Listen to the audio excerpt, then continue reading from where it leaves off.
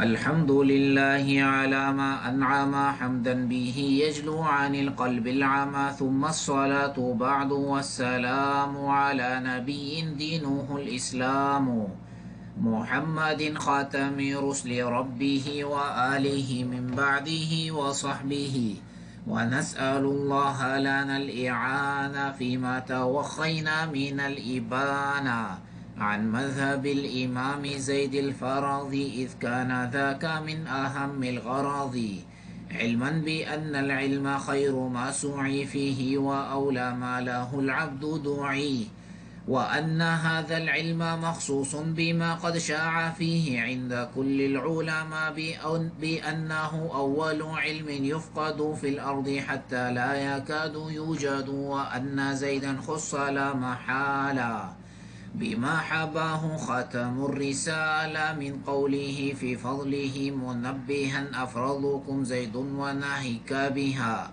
فكان أولى باتباع التابعي لا سيما وقد نحاه الشافعي. أما بعد،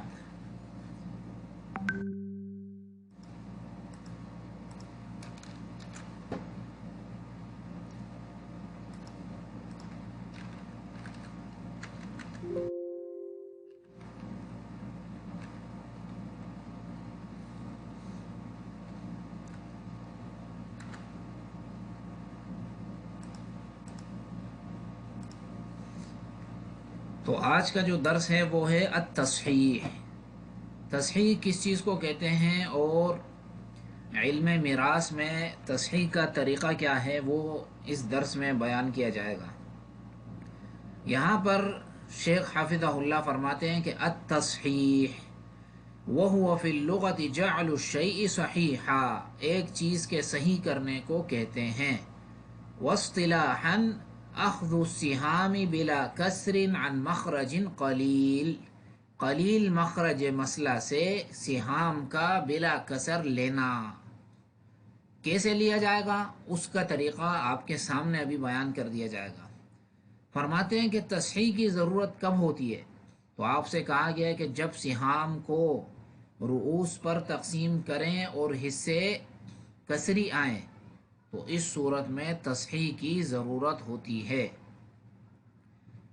یہ جو ہے، یہ جو آپ کو دو نظر آ رہا ہے اس کو کہتے ہیں رؤوس، اور ان کا سہام جو ہے وہ دو ہے. اب تین میں سے ان کا دو حصہ ہے ثلثان، دو تو دو پر یہاں پورا تقسیم ہو رہا ہے، تو یہاں پر تصحیح کی ضرورت نہیں ہے کیونکہ دو پورا تقسیم ہو رہا ہے، دو لڑکیوں پہ، دو بنات پر، اور باقی ایک ہم لے جائے گا. اب اگر بالفرض یہاں پر تین بنات ہوتی تو پھر ہمیں یہاں پر تصحیح کی ضرورت پڑتی، اور اس کا طریقہ یہ اگلے قاعدے میں آئے گا.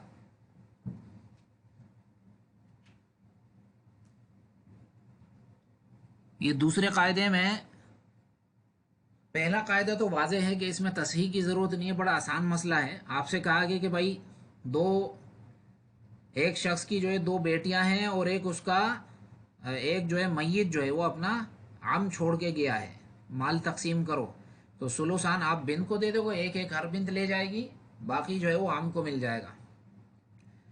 آپ سے فرمایا گیا کہ قاعدہ نمبر 2 کہ جب کسر ایک فریق پر ہو اور سہام اور رؤوس میں تباین ہو تو کل رؤوس مضروب المسئلہ اور مضروب السہام ہوگا.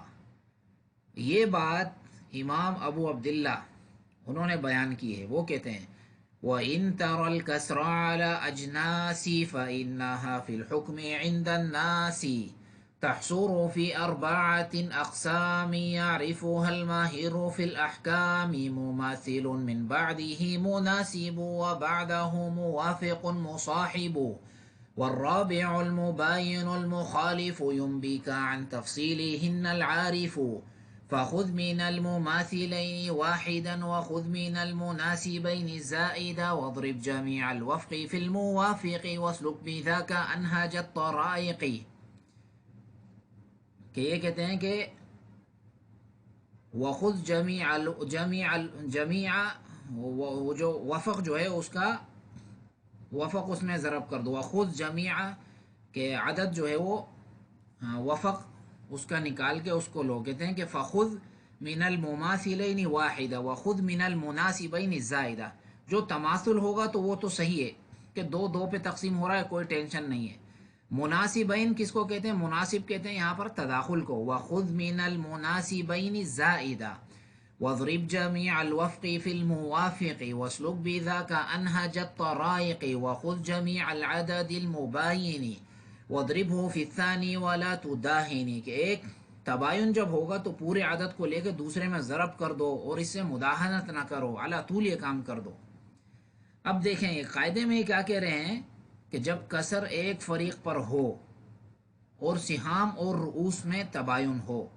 دیکھیں یہاں پر فریق جو ہے اس پر کسر ہے، اس پر کسر نہیں ہے، ایک فریق پر یہاں کسر ہے، وہ دو ہیں. یہاں پر تین سے مسئلہ بنا، ثلثان ہم نے بنات کو دیا کہ بنات جو ہے وہ ایک سے زیادہ ہوں گی تو ان کو ثلثان ملے گا.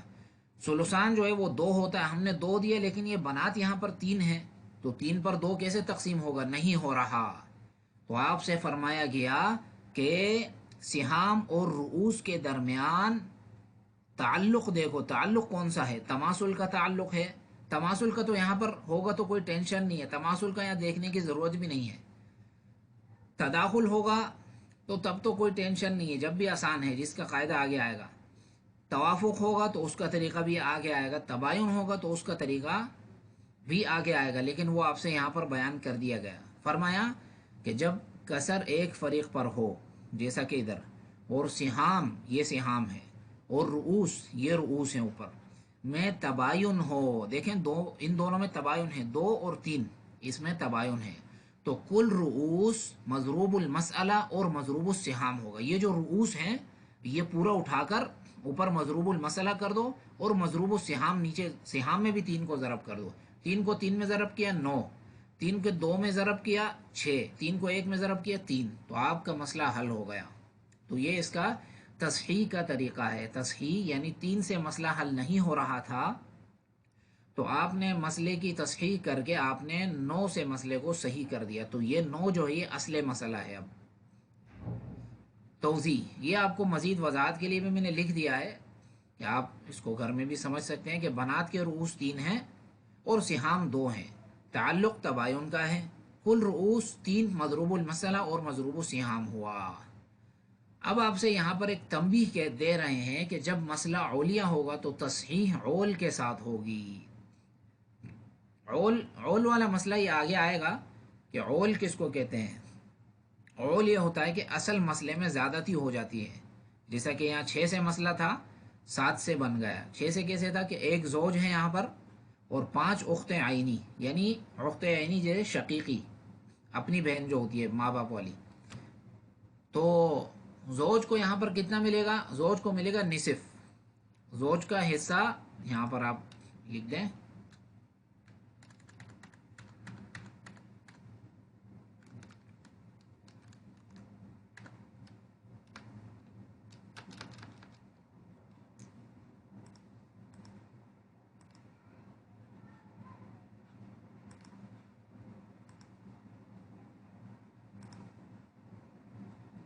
یہاں پر آپ لکھیں للزوج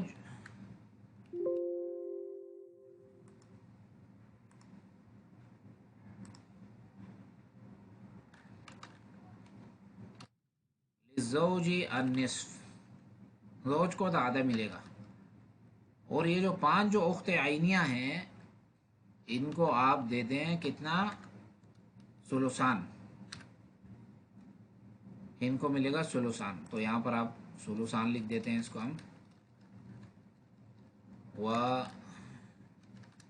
للاخوات الثلثان.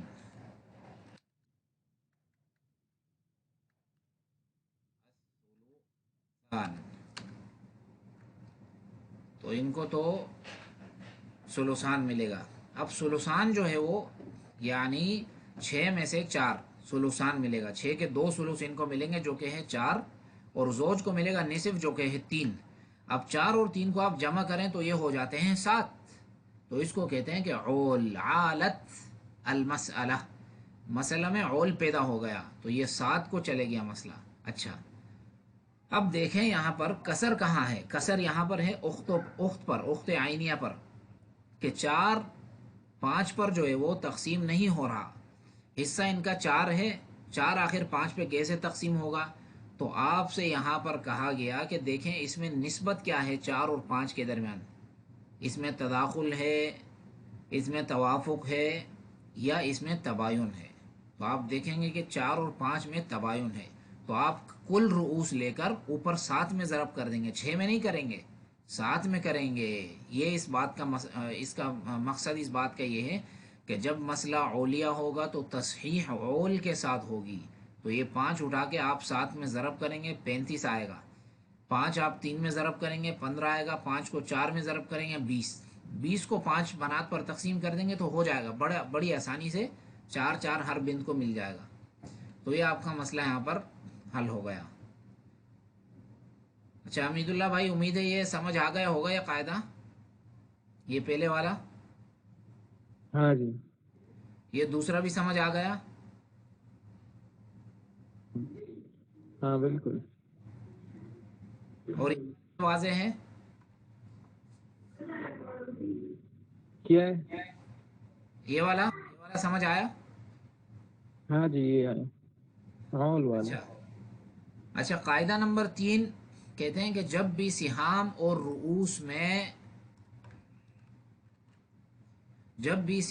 رؤوس میں تعلق توافق ہو تو وہاں پر آپ کیا کریں گے کہ وفق رؤوس کا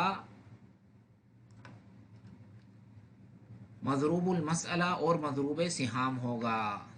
اب دیکھیں یہاں پر 12 عدد بنت، ایک زوجہ اور ایک عم. مسئلہ کتنے سے بنے گا؟ 24 سے. کیسے 24 سے بنے گا؟ کیونکہ زوجہ کا یہاں پر سمن ہے 8، بنات کا یہاں پر ہے سلوسان. سلوسان یہ نوع ثانی سے تعلق رکھتا ہے. تو نوع ثانی کے ساتھ جو ہے سمن خلط ہوا ہے، جیسا کہ پہلے آپ کو قاعدہ بیان کیا گیا کہ یہ عدد جو ہیں وہ 6 ہیں، نصف، ربع، سمن. سلس، سلسان، سدس، یہ 2 نوع ہیں. تو نوع اول کا سمن یہاں پر نوع ثانی سے خلط ہوا ہے، تو مسئلہ یہاں پر 24 سے بنے گا. تو 24 سے آپ نے مسئلہ بنایا.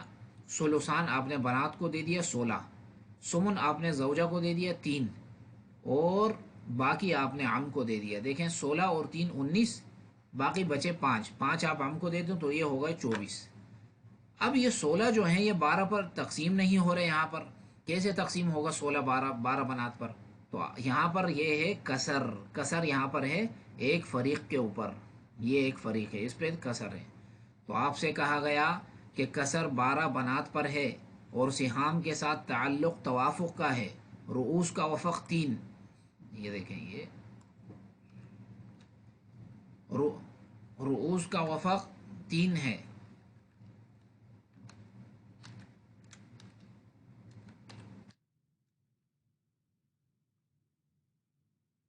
رؤوس کا وفق 3 مضروب المسئلہ اور مضروب السہام ہوگا. اچھا دیکھیں یہاں پر 16 اور 12 میں تعلق ہے توافق کا. تو آپ نے اس کو حل کیسے کرنا ہے، میں آپ کو یہاں پر اس کو حل کر کے بتاتا ہوں. تھوڑا اس کے لیے جگہ پیدا کریں یہاں پر. ابھی دیکھیں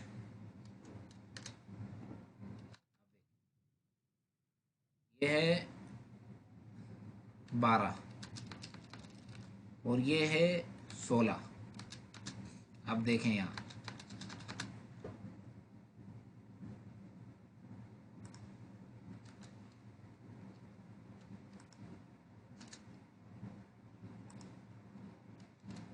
ٹھیک ہے.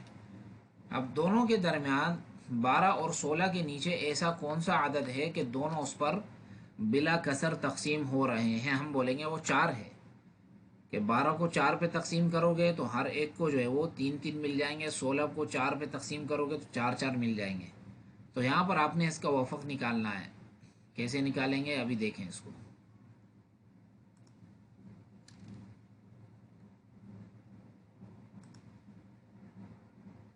4 3 12، یہاں پر آپ لکھ دیں گے 4 4 16. ٹھیک ہے.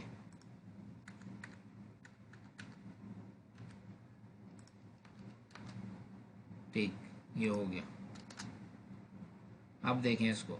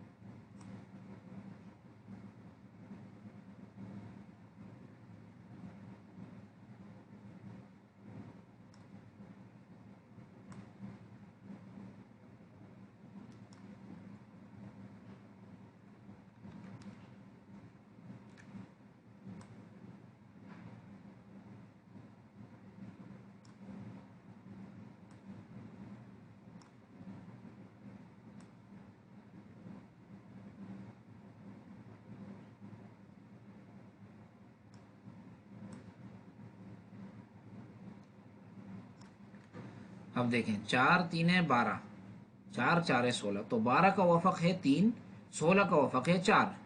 ہمیں یہاں پر رؤوس کا وفق چاہیے، رؤوس کا وفق. دیکھیں یہاں پر آپ سے کہا گیا کہ رؤوس کا وفق 3 مضروب المسئلہ اور مضروب سہام ہوگا. تو رؤوس جو کہ 12 ہیں، یعنی 12 بنات یہاں پر ہیں، تو اس کا 12 کا وفق کتنا ہے؟ 3. تو آپ نے 3 کو اوپر 24 میں ضرب کر دینا ہے، آئے گا 72. 24×3=72. یہ اصل مسئلہ میں بھی ضرب کر دو گے، سہام میں بھی ضرب ہو جائے گا. 3 کو 16 میں ضرب کرو گے 48، 3 کو 3 میں ضرب کرو گے 9، 3 کو 5 میں ضرب کرو گے 15. تو یہ طریقہ ہے. اب اس کو سب کو آپ شمار کریں گے تو اگر یہ 72 بنتا ہے تو آپ کا جواب صحیح ہے. اگر اس کو شمار کرنے کے بعد یہ 72 نہیں بنتا تو آپ کا جواب غلط ہے.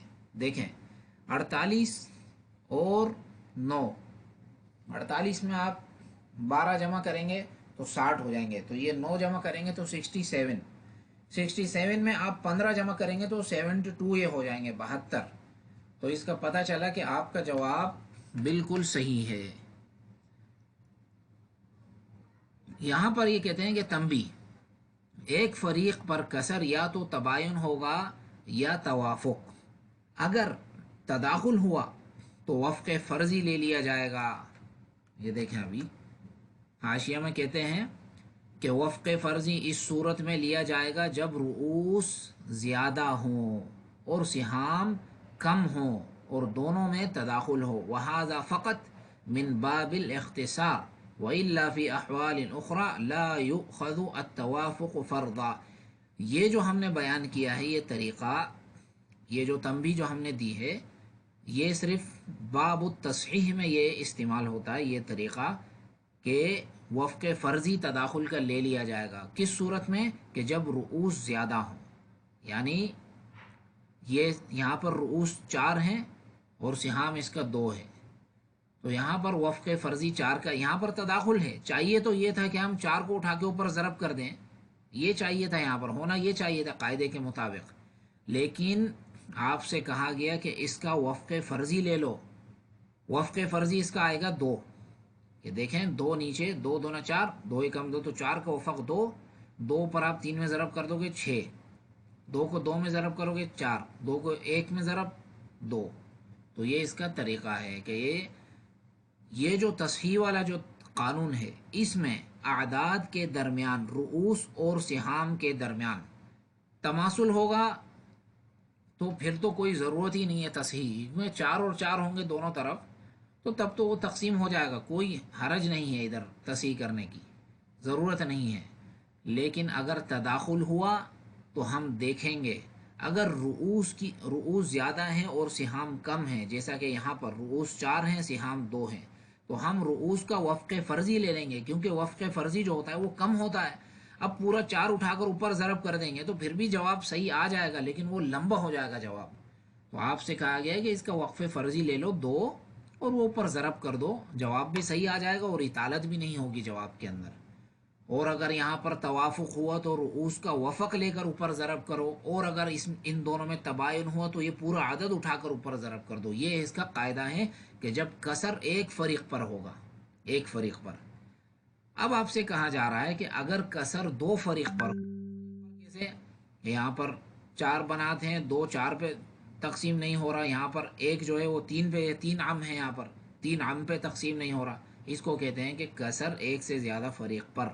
تو اس کا قاعدہ یہ آپ سے بیان کیا جا رہا ہے کہ اگر کسر 2 یا اکثر فریق پر ہو تو جس پر کسر ہو گزرے ہوئے طریقے کے مطابق ماخوذ محفوظ کریں.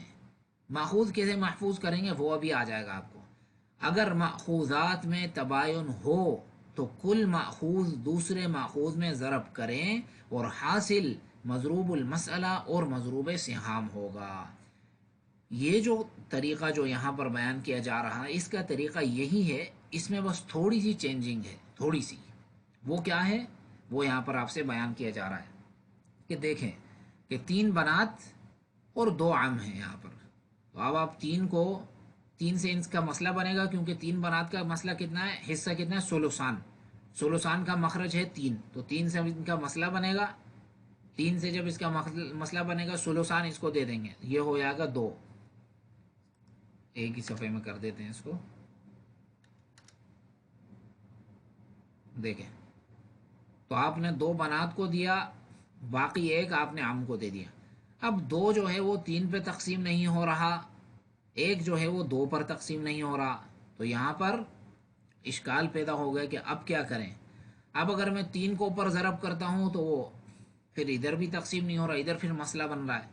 تو آپ سے کہا گیا کہ یہاں پر آپ ماخوذات لیں. ماخوذات کیسے لیے جائیں گے، دیکھیں فرمایا کہ 2 اور 3 میں تباین ہے تو آپ 3 کو لے کر ادھر رکھ دیں، 3 اٹھا کر سائڈ میں رکھ دیں، کیونکہ 3 اوپر ضرب کیا جائے گا جیسے کہ پچھلے قاعدے میں بیان کیا گیا. تو یہاں آپ ضرب نہ کریں، 3 کو اٹھا کے ادھر سائڈ میں رکھ دیں. اب ادھر آپ دیکھیں کہ 1 اور 2 میں تباین ہے تو 2 کو اٹھا کے بھی ادھر سائڈ میں رکھ دیں. اب ان دونوں کے درمیان دیکھیں کہ ان میں کیا تعلق ہے، ان میں توافق ہے یا ان کے اندر تباین ہے یا ان میں تداخل ہے یا ان میں تماثل ہے، یہ آپ نے دیکھنا پڑے گا. آپ دیکھیں تو ان دونوں کے درمیان تباین ہے. تو 3 دونا 6، تو 6 کو آپ اوپر ضرب کر دیں گے، 3 چھکے 18، 6 دونا 12، 6 ایکم 6. تو یہ آپ کا مسئلہ حل ہو گیا. دیکھیں توضیح کہ 3 بنات کے رؤوس اور سہام میں تباین ہے، 3 اور 2 میں تباین ہے، لہذا ماخوذ 3 ہوا.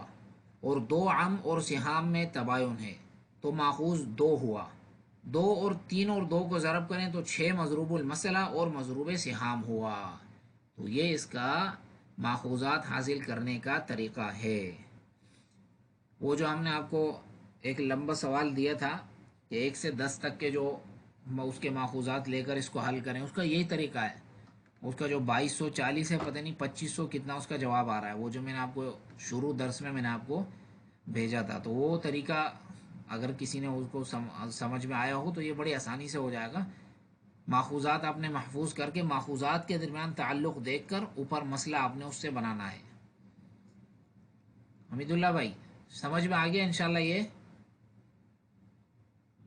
ہاں جی بالکل. اچھا یہ 3 سے ہم نے مسئلہ بنایا، یہ بھی سمجھ میں آ گیا کہ 3 سے کیوں بنا یہاں پہ مسئلہ؟ ہاں جی، پہلے حصص کے بارے میں کہا تھا، دو ہاں، طرح کے. بنات کا حصہ یہ ثلثان ہے، ہاں جی. یعنی 2/3. تو 3 اس کا مخرج ہے تو مخرج سے بنے گا مسئلہ. ایک ذوی الفرض اس کے اندر ہے تو 3 سے مسئلہ بنے گا. یہ اس کا ہاں جواب. جی.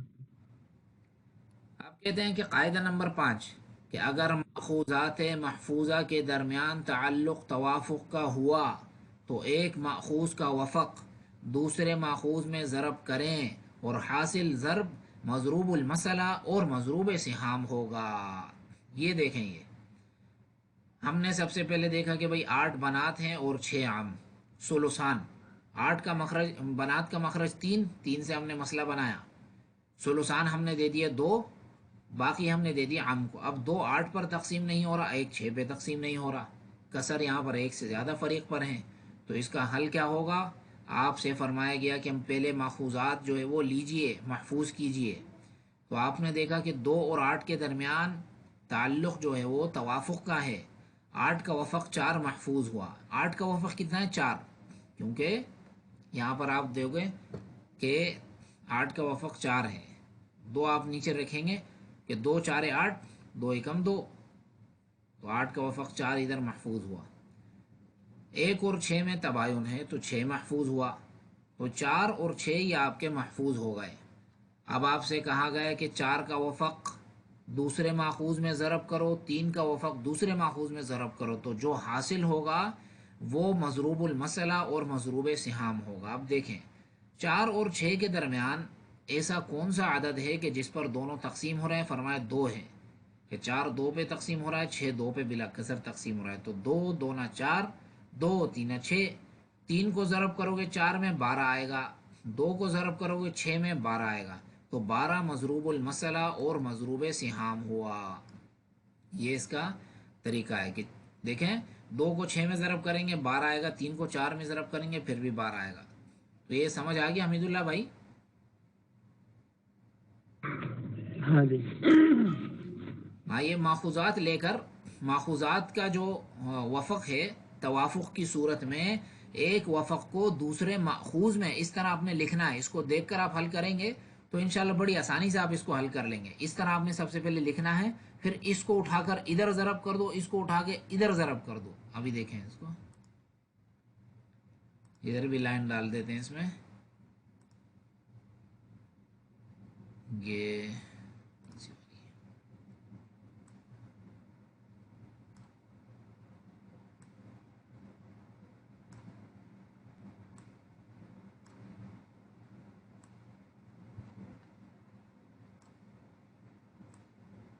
یہ اٹھا کے 4 میں ضرب کر دو، لمبی بڑی لائن ہو گئی۔ 3 کو 4 میں ضرب کرو گے، 2 کو 6 میں کرو گے، جواب ایک ہی آئے گا۔ قاعدہ نمبر 6 کہ اگر ماخوذات کے درمیان تداخل ہوا تو بڑا عدد مضروب مسئلہ اور مضروب سہام ہوگا۔ مثال آپ سے کہا گیا ہے کہ 4 بنات ہیں، ایک میت جو ہے وہ 4 بنات اور 6 عام چھوڑ کے گیا، اس کے 6 چچا ہیں اور 4 بیٹیاں ہیں۔ آپ نے سلوسان بنات کا حصہ ہے، سلوسان 3 سے مخرج ہے، 3 سے مسئلہ بنے گا، 2 آپ نے بنات کو دے دیے، ایک جو ہے یہ باقی بچا یہ آپ نے عام کو دے دیا۔ یہ تقسیم ہو گئی بھائی، مال کی حصوں کی تقسیم ہو گئی۔ لیکن اب آپ سے یہ کہا گیا کہ بھائی 2 تو آپ نے دے دیے لیکن وہ 4 بنات ہیں، اب کیا کریں؟ 2 کے 4 حصے ہم کیسے بنائیں؟ کیونکہ ہمیں یہ تو نہیں چاہیے کہ 8 آنے دے دیں 4 بنات کو، ایسے نہیں، ہمیں پورا 1 روپیہ چاہیے میراث کے اندر، ہمیں کسر نہیں چاہیے۔ تو دیکھا آپ نے کہ دونوں کے درمیان ہے تداخل اور یہاں پر ان دونوں کے درمیان ہے تباین۔ سب سے پہلے آپ نے ماخوذات لینے ہیں۔ آپ سے فرمایا گیا کہ دیکھیں یہاں پر، اب دیکھیں آپ کہ 4 رؤوس اور 2 میں توافق ہے، 4 کا وفق 2 محفوظ ہوا، 4 کا وفق کتنا ہے؟ 2، 2 آپ نے محفوظ کر لیا۔ 1 اور 6 میں تباین ہے تو 6 محفوظ ہوا۔ اب دیکھیں 2 اور 6 میں تداخل ہے، بڑا عدد 6 مضروب المثلہ اور مضروب سہام ہوا۔ 2 اور 6 میں کیا ہے؟ تداخل ہے، تو تداخل کی صورت میں یہاں پر ہم بڑا عدد لے لیں گے۔ یہاں پر آپ نے وفق نہیں لینا، یہاں پر آپ نے بڑا عدد لینا ہے۔ ماخوذات کے اندر جس کے اندر تداخل ہوگا ماخوذات میں تو آپ نے بڑا ماخوذ لے لینا ہے تداخل والا، چھوٹے کو چھوڑ دینا ہے۔ الا یہ کہ توافق ہو تو پھر آپ نے وفق لینا ہے، وفق وہ جو ایک کا وفق دوسرے ماخوذ میں ضرب کرنا ہے، اوپر طریقہ اس کے چلے گیا۔